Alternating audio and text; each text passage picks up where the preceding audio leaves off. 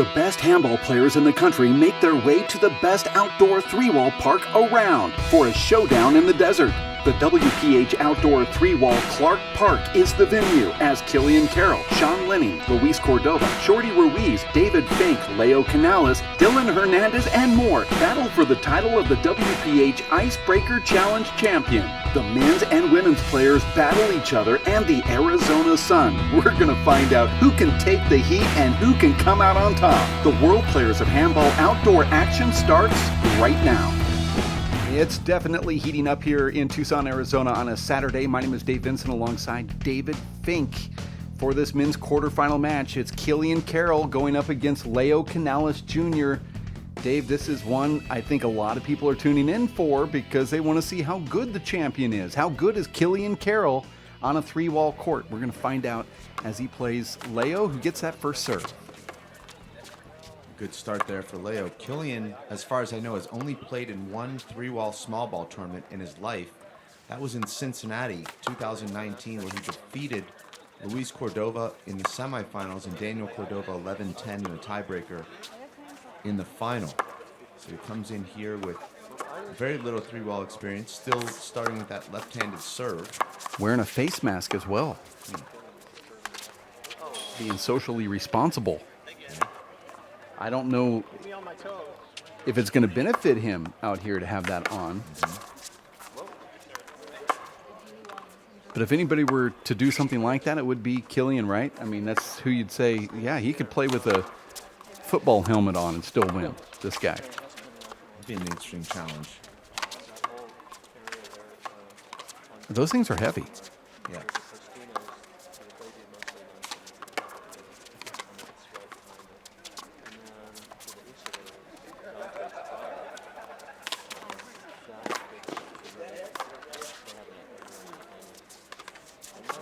You can already see how good Killian's footwork is outside here.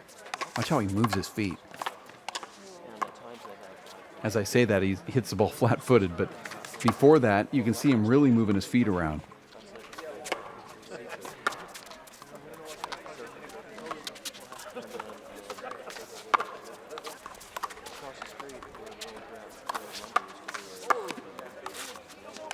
I like that shot. That's like a party ball.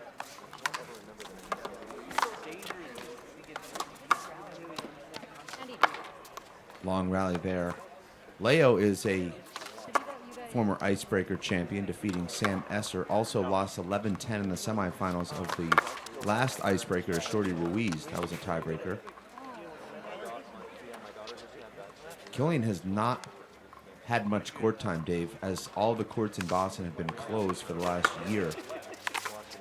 He said that there's a wall pretty close to where he lives, and he goes out there just to hit around by himself to keep his hand-eye coordination. Other than that, Dave, very little play. He said he had a chance to play one match at the NYAC against Joe Kaplan. Also played an indoor tournament last weekend in New England. How'd that one go? Well, you'd be surprised to know he won that one. Oh, I am. Yeah. For a guy that's not played any handball during the pandemic, that's pretty damn good. Regardless of how good you are. It's tough to come back to play in this game.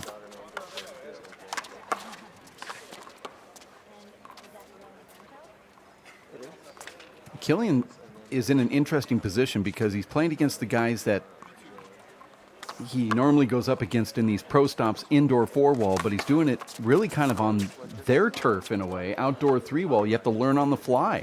And learning on the fly is not easy to do. So we'll see how good Killian can play when he is learning how this game develops. Well, Killian telling me, Dave, that he likes playing outdoors because he doesn't feel the same kind of pressure. He can experiment and try different shots and doesn't feel that same kind of pressure that accompanies every four-wall match he plays, where he's obviously number one, the world champion.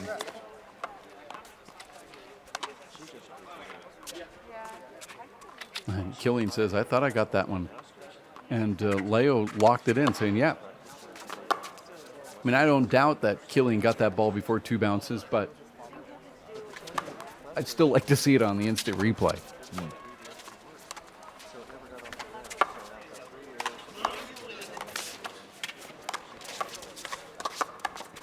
was wondering if Killian would ever dive out here. Didn't take long. Only just a couple points into that first game, and he's already on the floor, but his dives are different out here, it looks like. Maybe more of that Gabino G-Man type dive where you're just kind of hitting the ground and popping back up.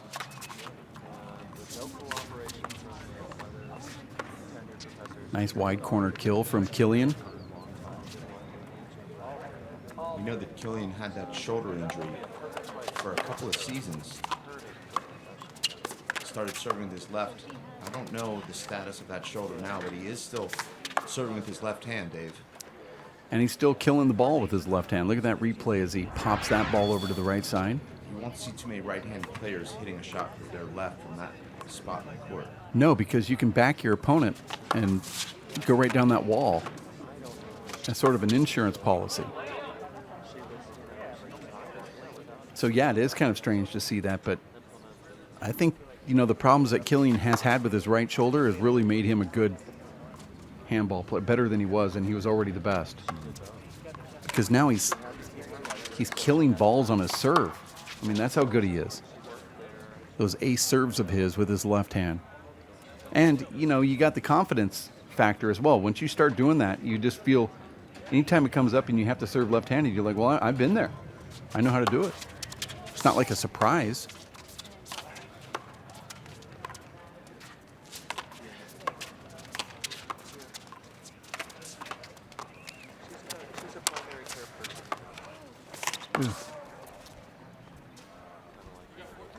Nice combination there from Leia, who pushes Killian about 20 feet behind the backline with that power ceiling and then a 1-inch high kill shot.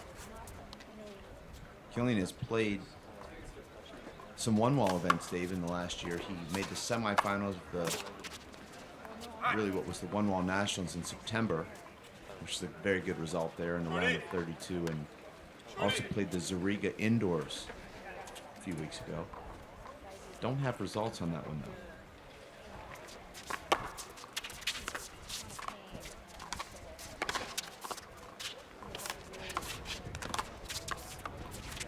And unlike other sports during the pandemic, in handball, when you're playing in a tournament right now, you're playing against the best players because everyone's so eager about getting out and playing that if you're playing in that Zariga, you're probably going up against national champions.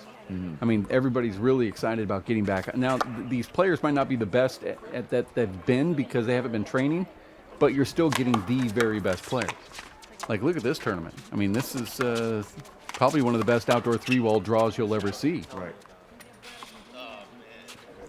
That's limited to just 8 players. I mean, of the 8 players in this tournament, we have, 6 that are in the top 8? 5 in the top 8? Something like that? 4? I don't know. Whatever the number is, it's pretty darn good. But I think you'd have to say you pretty much have just about 8 of the top 10 three-wall right players in the game.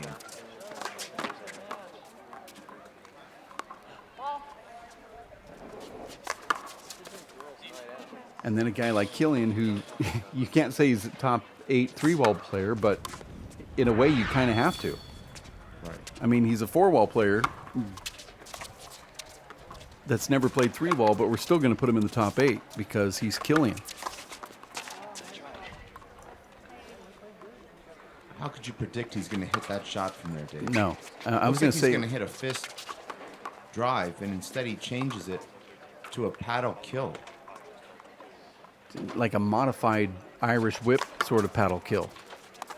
Well, I was going to say that about his deep game. When he goes back and looks like he's going to drive the ball deep, and then he does the, the Pat Kirby or the Duxie Walsh. Look at that, 2 amazing fly kills in a row, one in the left corner and one in the right. That deep Irish whip that looks like it's going to go to the roof, but then you pop it into a corner. I mean, how are you ever going to defend that outdoor once he figures out how to do all that stuff? I mean, he's doing it up front kind of in a predictable time, but wait till he's in an unpredictable moment, down deep.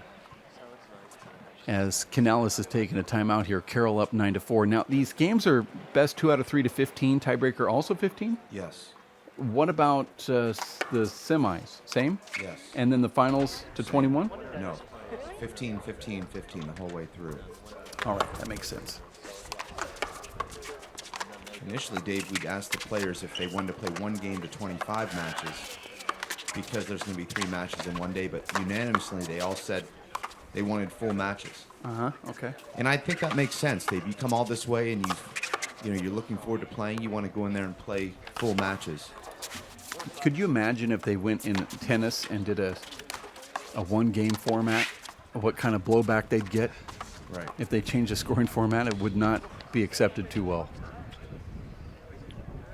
Well, you look at these 3-ball matches, Dave, and they're anywhere between 30 to 45 minutes, generally. So I think you can play 2 or 3 matches in one day.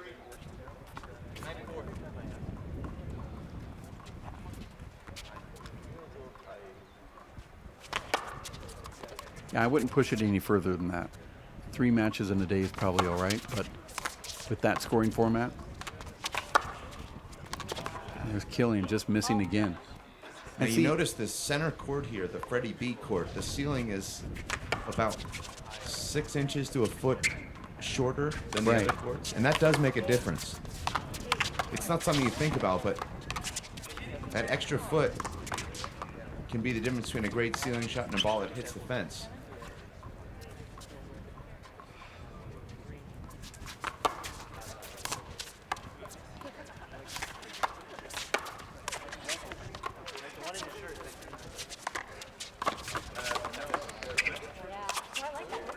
These guys, Dave, about the same age. Leo Canales not really getting serious about handball until late in his teens. He was a baseball player. Killian Carroll was already one of the top players in the world at 16. You remember him playing Paul Brady in 2012 in Ireland. Gave Paul one of his toughest matches there in that draw. As a 16-year-old. Yeah, I remember that. And it is pretty amazing that Canales can keep up with him, so to speak, here in game number 1. You know, by the time you first start playing the game, you already have somebody that's as good as Killian at that same age. I think 16 is a good time to start playing the game as well. I know that a lot of other players, you know, the phenom players like yourself started at 3 years old, but 15, 16, 13, good ages. Yeah. It takes a lot of strength and coordination to play handball. It can be very frustrating if, you don't start when you're 3.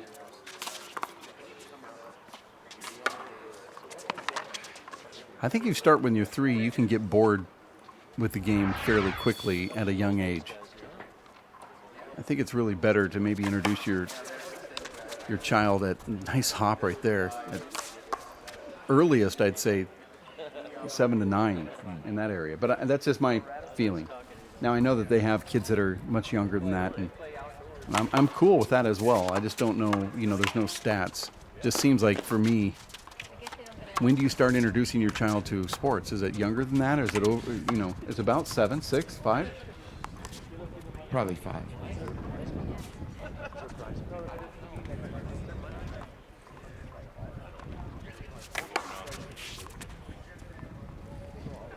Leo coming back here, trailed 9-4.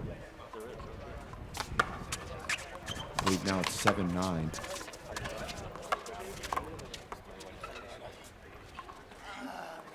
Leo loves to take over the front court.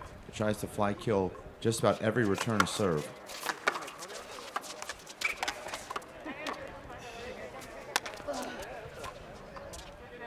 Leo defeating Dylan Hernandez last weekend in 4-wall after Dylan defeated Luis Cordova, and then Leo losing to Sean Lenning in the finals of that LA secret event. So a nice result for him there.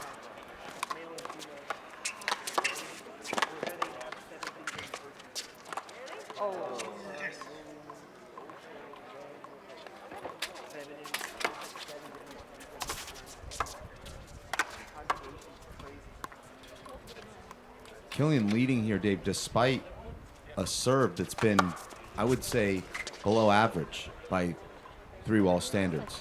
He's hitting a lot of serves that are checking up on the side wall, not giving himself a lot of setups. That was a great ace from Leo. Seems like Killian's playing too far back on his return of serve. I mean, he's very fast, but Leo just exploits him here.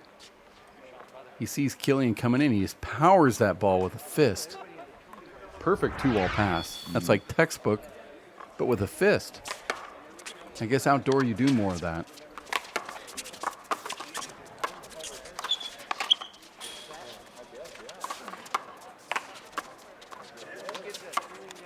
You have to be pretty impressed with the second half of this first game with how Canales is playing.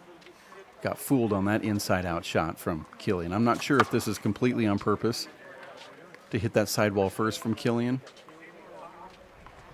Leo needs to do more with this shot here. But is this off the side of the hand? Nope. I think when the ball has that kind of spin on it, it's going to hit your hand and go into the side wall. It's got a lot of that side spin from coming off a three wall. Well, I didn't think Killian did it on purpose when I saw it live, but clearly he was just doing it on purpose. He was actually sliding that out. That ball looked like it was long out. The players calling their own lines out here, Dave. Wow. Nice hop serve here. It looks beautiful. And this is his first right-hand serve of the match. And look at this. Out the door. Maybe that's the secret. Killian saves this for late in the game when you haven't seen it.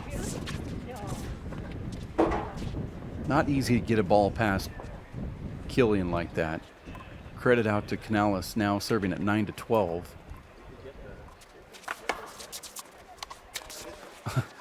You do it to me, I do it to you. You do it to me, I do it to you. That was almost identical to the one Killian had.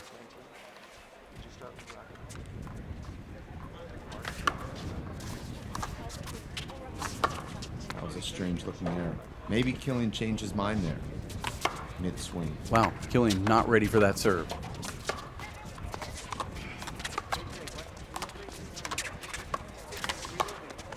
Did you see that, Dave? Yes. Yeah. Still putting his eye guards back on. And that's kind of the problem with the players calling their own serve. Sometimes you have your own cadence. Your opponent might not hear it. Do you think Killian wants to take the point over? Yeah, no. Oh, okay. No, I don't. Timeout being called here from Leo Canales as we look at the donation board. Clark Park, community driven. It's one of those teammate things where Jeff Helam and Benny Young really did a lot of the work to help get this project onto paper and then on, with the shovels. And then the community came forth with money and really helped us refurbish this last year. A project that in some cases could be 5 to 10 years long, only took just about 8 months, maybe 5 months. And Dave, we were there every week looking at the progress, and it was pretty amazing, wasn't it? How fast they worked. I mean, I remember it being 3 months. Well, that's the thing. I mean, I'm saying 8, but that's only because that's when we came out and put the plans out. But really, from groundbreaking to the end, might have been like 3.5, 4 months. Yeah. It's pretty amazing. And we only had, 150 meetings during that time? It rivaled the actual hours that were put in by the workers. Another nice long rally between these two. Back to the roof. Leo sends Killian with almost an impossible ball to get back. Killian does do it, though. He's so fast. The one that fools him is that one. Now Canales up 14-12. Game point here for Leo.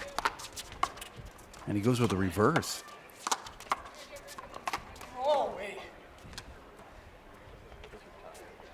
Is he trying to slide that ball down the right wall, or what is he doing there? Because it was going toward the left. Just don't think his footwork was right on any of those shots in that rally.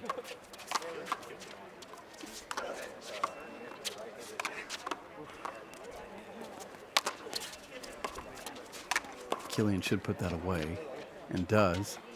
It's almost like Killian saw Leo do that exact ball to the ceiling on the previous rally and says, I'm going to do that too. That was his first power ceiling, and it was very effective.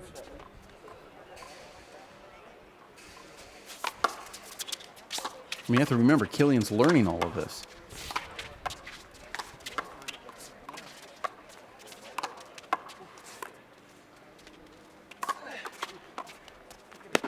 Wow. Very hard shot to hit right there from Killian. He puts it in a good spot. But his footwork's so amazing. He just runs right back there.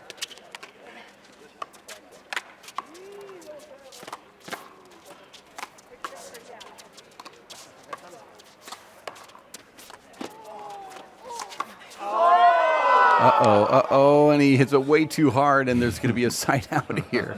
He had the open court, and everybody watching knows it. Oh, this is so frustrating when you do this, Dave. It just seems so easy. And you look at yourself and say, what am I doing? Could have tapped that one to his right. Could have done a lot of things with that. Yeah. Now Canales serving to take game one again. Second chance here for Leo. Goes back with a reverse again. Does not fool Killian at all. No, I don't like the reverse down the left for a right-hander. Makes for a pretty easy return, especially in the middle of the court. And Killian hits a nice fist return, gets the side out.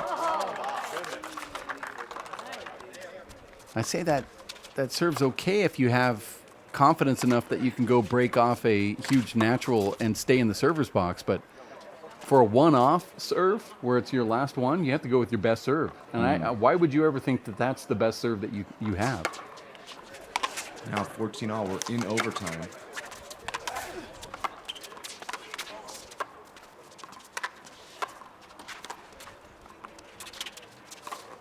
Leo has to put that ball away. And what does he go into the ground?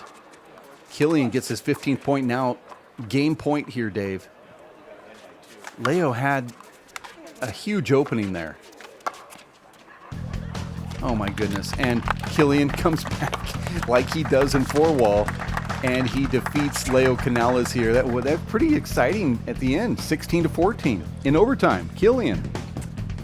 Killian led 9-4, found himself trailing 14-12, faced two serves, down game point, and ends up winning the last 4 points of that first game.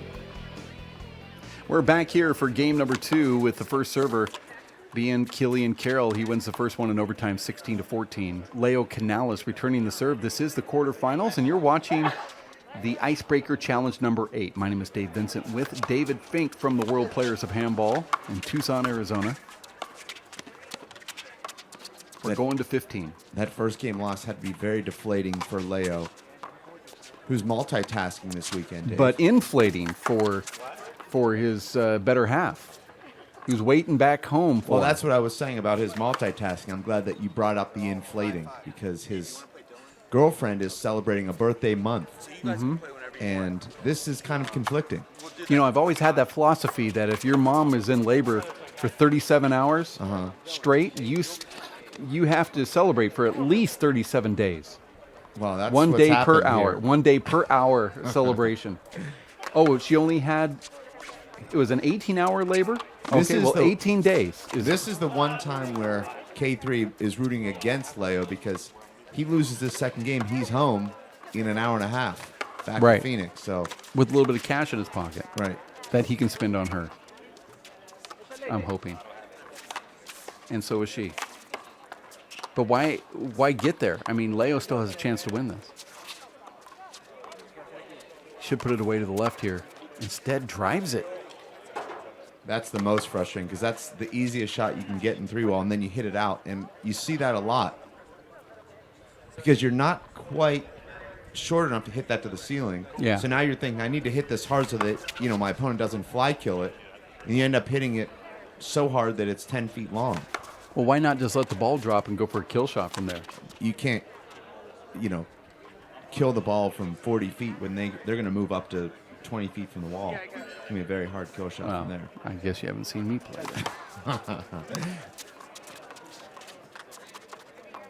I go for it. I miss it, but I go for it. Yeah. It's a lot better than hitting it out. Why drive the Chevy van when you can drive the Porsche? Okay. I saw you go for a kill one time. 2006. Golden Corral. They've just put out the new potatoes. I'll finish your sentence for you. I call that a kill shot. I never saw elbows thrown. At a buffet table before? It's your fault. I'm surprised you'd even show your face in a place like that.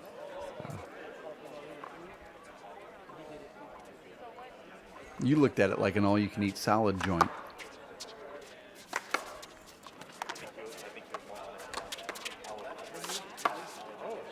Oh, nice shot there from Leo.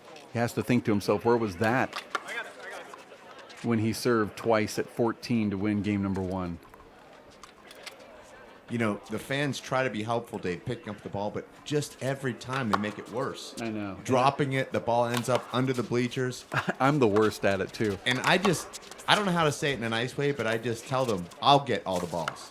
It sounds mean. It is mean, actually. It is mean, but it's so much easier for everyone involved.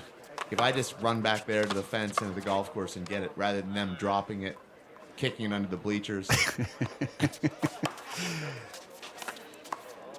My streak of doing it has to be the worst all time. It's tied with everyone else. It's worst.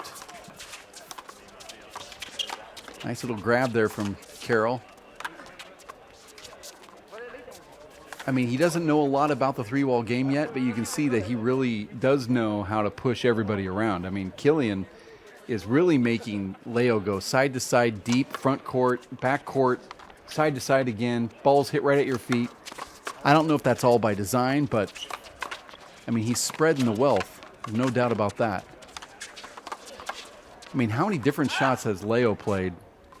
And I think it's one of those that after you play Killian, you find out a day later or 2 days later how good he was, when your body is like, there's some stuff there that I don't recall using before, because he's really extending Leo.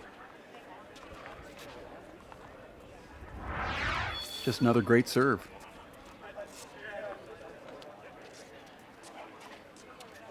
I know Killian loves Tucson, Arizona.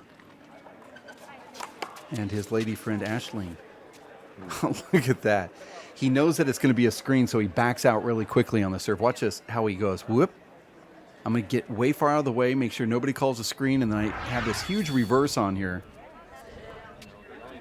Well, I don't know if you take a full swing when you know the ball is going to hop like that, right? Don't you kind of shorten up your swing a little bit? Well, you open up your hand. You don't use a fist. That looked like he was trying to use a fist shot. Yeah.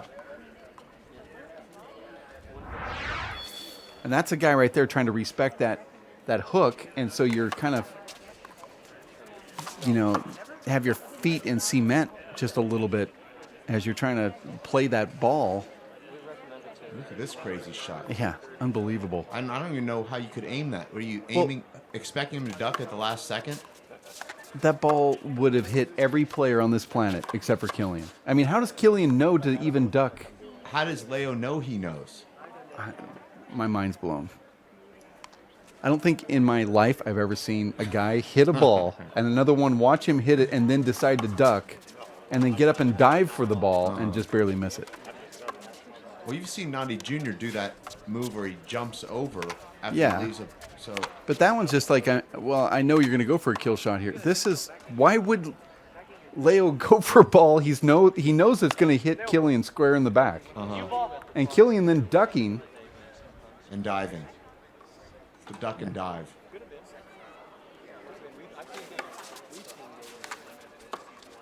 Killian plays that a little differently than Leo did.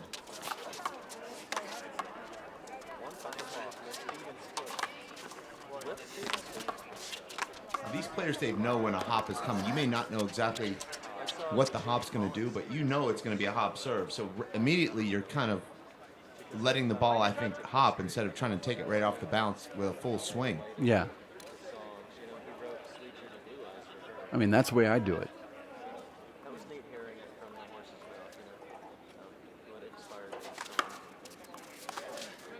Jeez. I mean, is that ball hopping like 4 feet when Killian hits it? That was just a perfect rally there from Killian. Beautiful hop serve, then the Irish whip down the right, and then the corner kill. 3 great shots. What's the barometer say out here at Clark Park? The thermometer? Yeah. I said barometer on purpose. Oh, really? I said barometer. What does it say? Right now, 88. What about on court? I know that you have that. Well, are you talking about the shade court or the sun court? Yeah, the shade. Oh, the shade is 88. On the court, though, in the shade. Oh, on the court in the shade is 93. Oh, on the court in the sun, I know that was coming next. No, I was 96. no, absolutely not going to ask that. I don't want to know. Oh. It's only 3 degrees more though. Yeah. That's strange. A little bit of cloud cover today.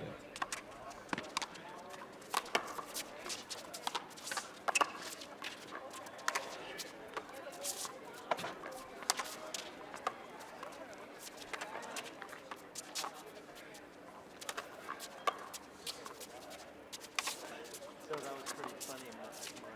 Mega group chat.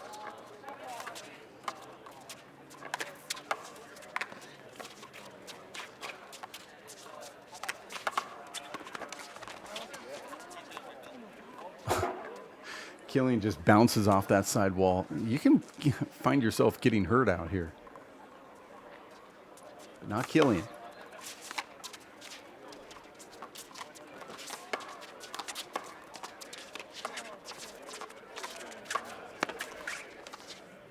The winner of this one's going to face either Luis Cordova or Shorty Ruiz. So we have obviously going to have some really good stuff coming up here at the Icebreaker number 8. Another reverse serve. You know, Leo's never won a point with that serve down the middle, yet he still keeps going back to it. And you'd think he'd have flashbacks from losing that first game on that serve. Oh, he might win a point right now.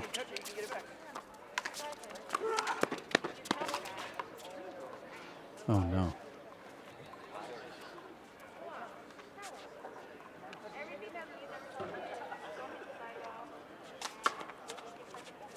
I'd like to see Leo, instead of hitting that to the left, just do that to the right. That reverse, because you can force Killian to have to hit that ball on the run, and that ball's fading out. These are long walls here, so you're having to try to return a ball with your right hand off the court with a wall in your way, and that's a beautiful underhand paddle kill. Look at the replay from Killian. Just a little slap there. It's perfect down that left wall.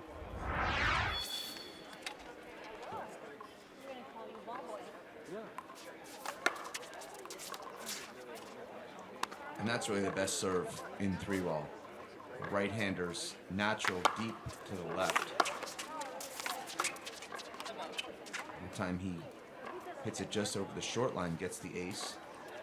Yeah, look at this. The last one was deep, and that one just barely over? I don't know. That was close. I thought it was short when I first saw it. Me too, and then the replay made me think it was even more short. 13-6 here in game 2 after winning the first one, 16-14 in overtime. Killian Carroll trying to go to the semifinals.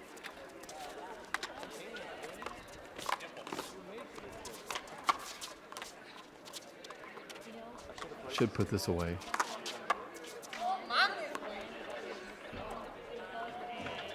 You can see Leo's frustrated with himself, but he certainly had opportunities in this match. Maybe not in game number 2 as much, but You can't really ask for a much better opportunity than a 14-12 lead that he had in game 1. he had it in game 1. Game 2, Killian's starting to tighten up just a little bit, his style of game. But even then, you saw a lot of strange errors from Leo Canales in game number 2. Back to that right-handed serve again. Killian just did not play that correctly. Now, these courts have historically been too bright, Dave, but it seems like today, just from the position of the sun, that they're not as bad. I started with sunglasses on and really couldn't see the ball with sunglasses. So either the pain has reduced the glare or it's, not as bright. I think it's the position of the sun. I think as the sun gets into a better position, it'll throw some more light out there for upcoming tournaments. We're going to wrap this one up as Killian wins game number 2. He wins the first one 16-14 and then takes this one against Leo Canales, and he will now move on to the semifinals. For Dave Fink, my name is Dave Vincent. The score line, you can see it here, 16-14, 15-6. This is the World Players of Handball and the Icebreaker Challenge number 8. Thanks for tuning in. We'll have more coming up. Stick with us.